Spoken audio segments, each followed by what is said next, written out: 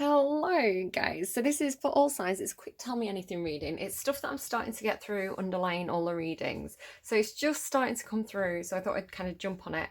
I just did Leo's reading, and the Magician card has been coming out a lot. And the energy's been feeling really off to me. So there's definitely something up.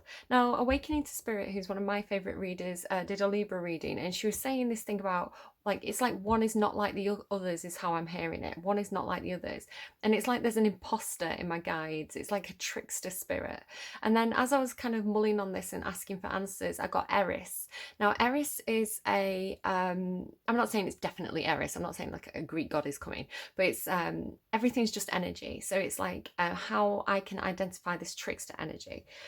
So Eris is a vengeful goddess. She's the goddess of discord in ancient Greece. So she causes trouble basically. She was very vengeful because she wasn't invited to a wedding celebration where all the other gods of Mount Olympus went and celebrated a wedding and had a big get together, and she was left out. She felt like that Five of Pentacles energy. Wasn't invited. Feel left out. Do you know what? I'm going to cause some trouble here. So what she did was she got an apple, a golden apple, and she had the goddesses kind of fight over it. Now, the Magician energy here, which is at the moment identifying this trickster spirit. The Magician can be a trickster, especially in the reverse, or if certain cards come out with it, like the Moon, which is how it came out in Virgo's reading. She was coming out a lot in last week's reading. I remember she came out twice in Capricorn's reading. So yeah, definitely this Magician energy is hanging around. It's an energy where somebody has tricks up the sleeve. Now, normally, it like any card, right? There can be good parts of the card and bad parts of the card. Everything has that kind of black and white energy to it. So normally the Magician is brilliant because they take dreams and they make them a reality. This is something that's like, it's got the energy of like playing on people's dreams, right? Like using people's dreams or wishes against them. Now, I'm attaching it, I'm not saying it is a Taurus, but it's something to do with Taurus's energy.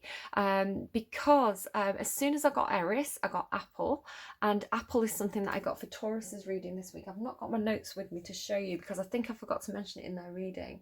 No, my notes are over by my computer, but you're gonna have to trust me on this. I just got Apple, the word Apple for Taurus. So maybe Apple computers or something like that could be a signifier for somebody, but it was coming through in connection to Taurus's reading.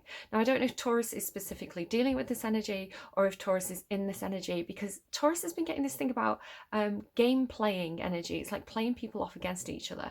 It came through as kind of like King Lear playing his daughters off against each other, or like the guy out of Stardust, the king out of Stardust, where he's got his sons competing for the throne. And I remember Taurus had this reading like, I made the game, I created the game. So it's this weird kind of like manipulation energy that's coming through. I don't like it. Now, again, I'm not saying it's a Taurus doing this, but it's something connected to the Taurus readings. Maybe a Taurus is dealing with this. So basically, the way it came through in Virgo's reading with the Moon card was like there was something on offer. Now, after the reading, I was kind of getting immediate gratification.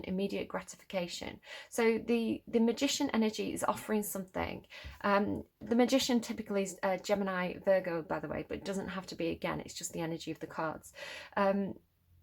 It's like immediate gratification. It's like it could be like because it's a wand, right? It's phallic. It could be like somebody who's in your environment who's very seductive, or it's like, well, you know, I want to be with somebody, this person's right there, I guess I'll be with them. But it's coming in with this kind of trickster energy. So just be wary of that.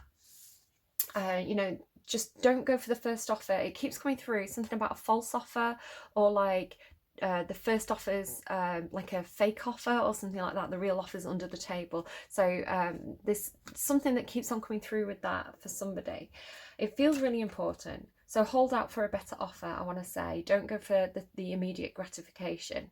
I'm hearing hold your horses, hold your horses. So back to the story. So in the myth, the original myth, which is mentioned by Homer wrote the Odyssey and the Iliad.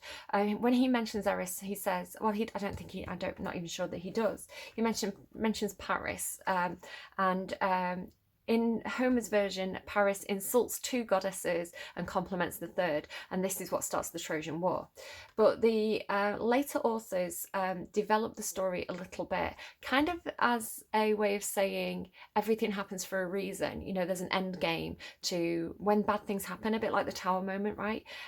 It's to clear stuff out that wasn't working, to create change and to create something new, to innovate. So yeah, that's kind of like the spin that later authors put on it.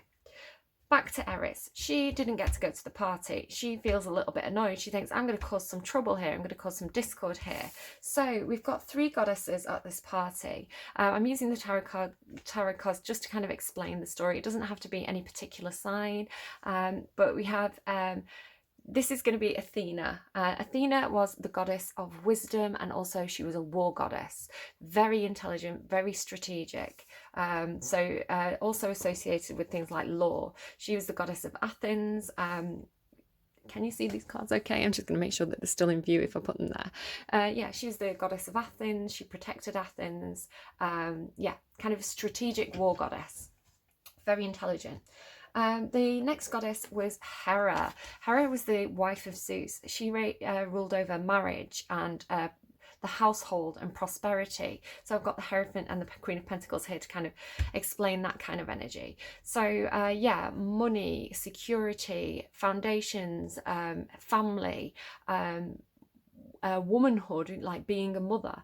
These kind of things are connected to Hera's energy. She was a little bit vengeful herself as well. Like, I'm not saying that Zeus, her husband, was the best husband, but she stuck by him. And here we have the third goddess, which is Aphrodite Venus. So Aphrodite Venus was, I'm just going to kind of pair them up a little bit so you know that these are representations that kind of 3 and not 6. So Aphrodite Venus, she was the goddess of beauty and sensuality and luxury and sex and desire, and just also kind of like mothering energy, similar to kind of Hera, but it was a more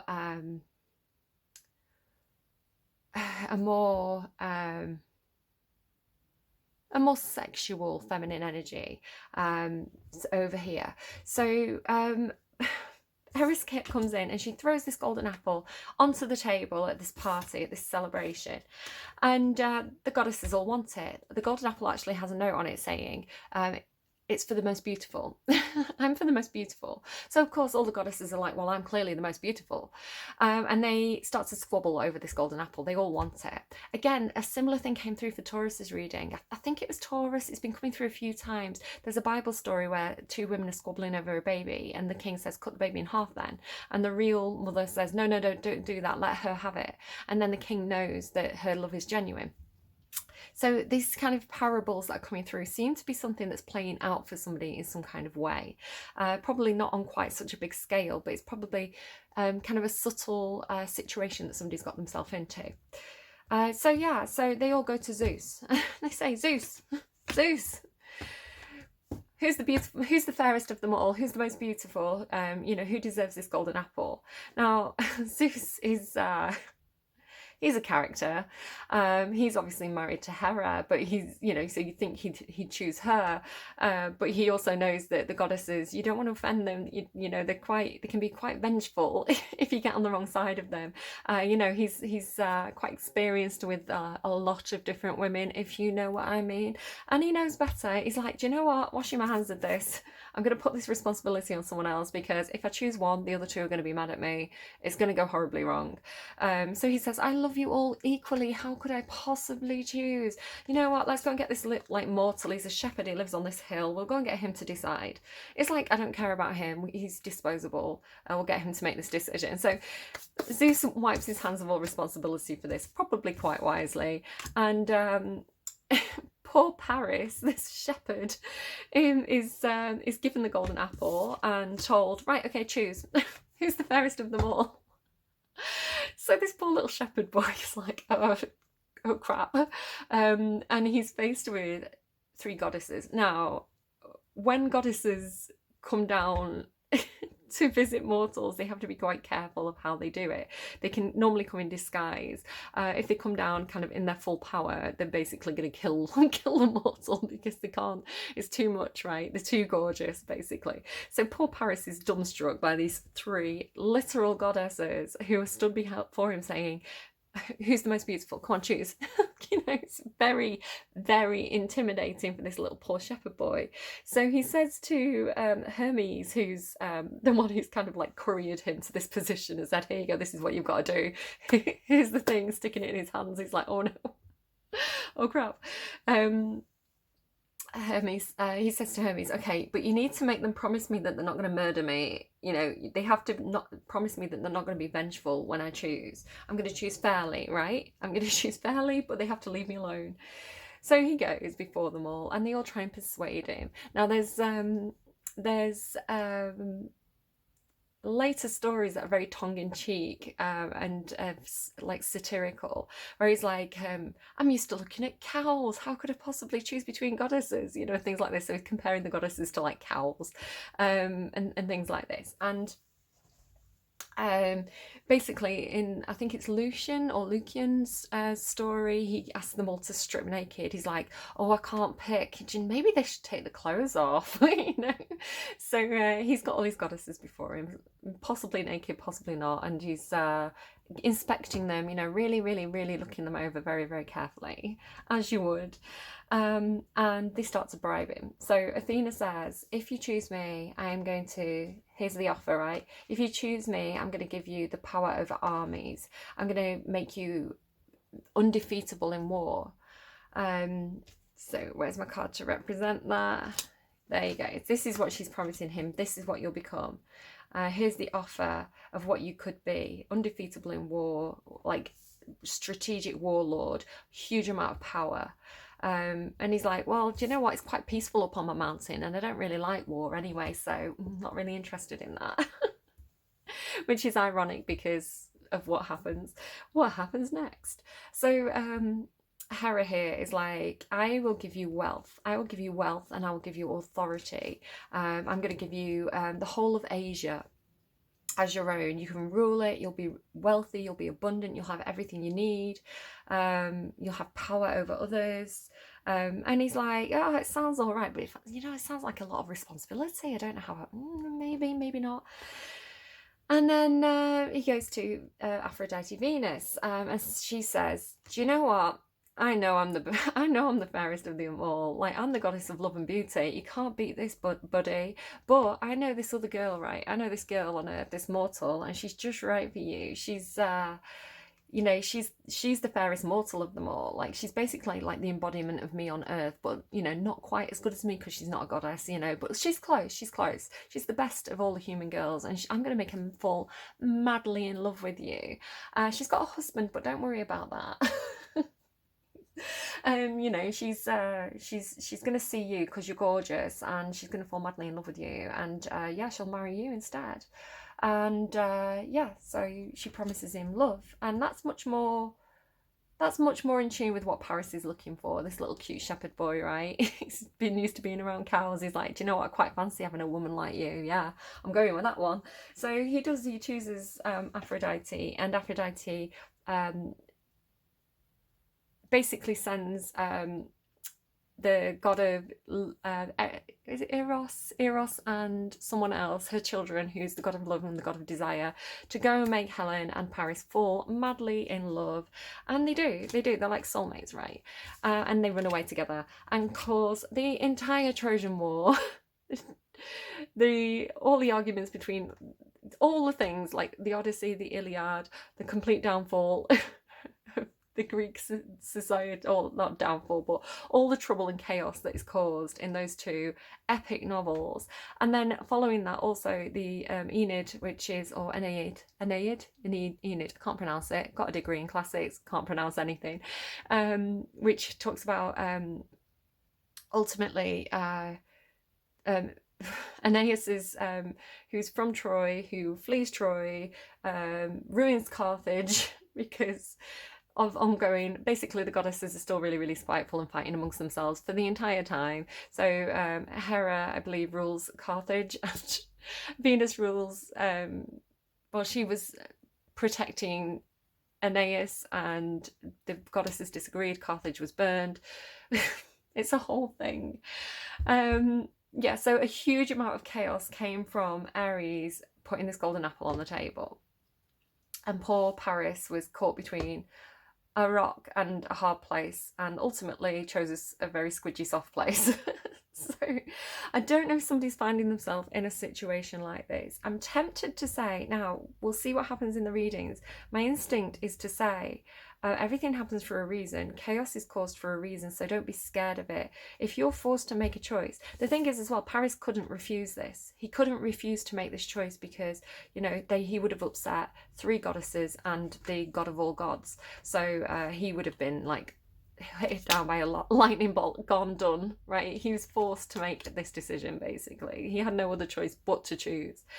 So yeah, if somebody's in this kind of position, I want to kind of say, obviously don't fall for the trick. You know, the thing that's in your immediate environment could be some sort of trick. I do feel like you have to choose. I want to say choose what is right for you, like Paris did. You know, these things weren't right for Paris, but this was right for Paris. He chose love, right? He chose his heart. He chose what he felt like he needed in his life. So he got something out of it. He did get Helen, you know. So yeah, he got what he wanted from it. All the chaos and destruction that happened, I think, was ultimately meant to happen, because if it hadn't have happened, it wouldn't have led to Rome being founded. Basically, it's the whole backstory of Rome being founded. Yeah, so it's almost like everything happens for a reason. Chaos happens for a reason, because ultimately it's leading somewhere. And you may just be a pawn in the bigger plan. And yeah, so if you find yourself in a position, choose what's right for you, and don't worry about the chaos and the drama that may come after it, because Eris is throwing the apple out there for a reason, I want to say. Now, again, use your instincts to guide you, choose what's right for you, but we'll see what comes through in the readings, because I'm curious to see what this actually means and how this is going to play out. All right, guys, I hope that was interesting to you. Do take care and enjoy the readings for the rest of the week. Bye.